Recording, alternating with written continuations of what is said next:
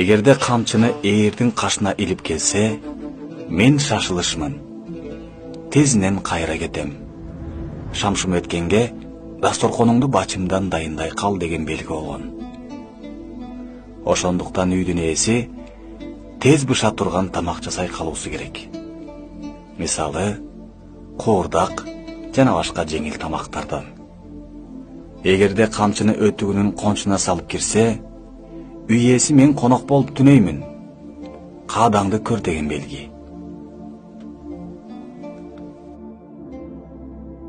Кыргыз айтмайынча кол салбайт. Эгерде камчыны сүйрөп келсе, даярдан. Мен сени менен чабышканы келдим деген белги.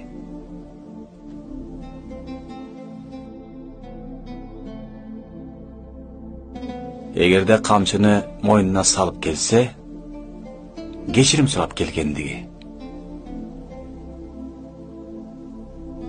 Камчыны бүктөп келсе, өкүм же кабар угузганы келди.